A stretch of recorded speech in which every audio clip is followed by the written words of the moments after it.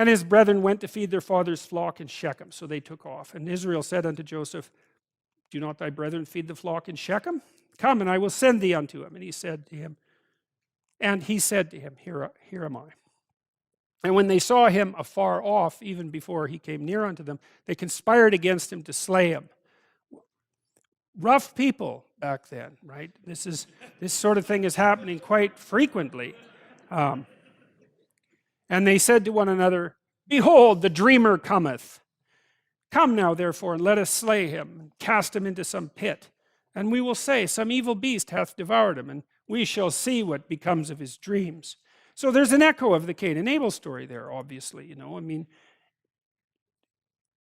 it's not quite as clear, because in the Cain and Abel story, Abel is clearly just doing well. And here, you can't quite get a handle on Joseph's character. You can't tell if he is actually the elect, or if he's just a spoiled brat with delusions of grandeur, you know. But it doesn't matter, because his brothers are so irritated at the fact that he's favored, and perhaps even the fact that he might be someone destined for something special, that they find it perfectly reasonable to destroy that. And it's so interesting how often that motif of pulling down an ideal manifests itself in these old stories, right? The pattern is established in the Cain and Abel story. It just repeats and repeats and repeats. And I think that's dead true. I think it just repeats all the time.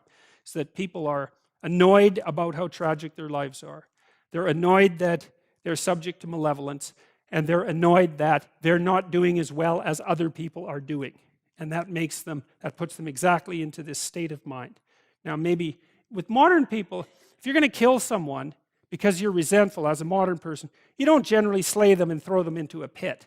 You know, what you do is you just kill them slowly over a few decades. And it isn't obvious to me that that's any better.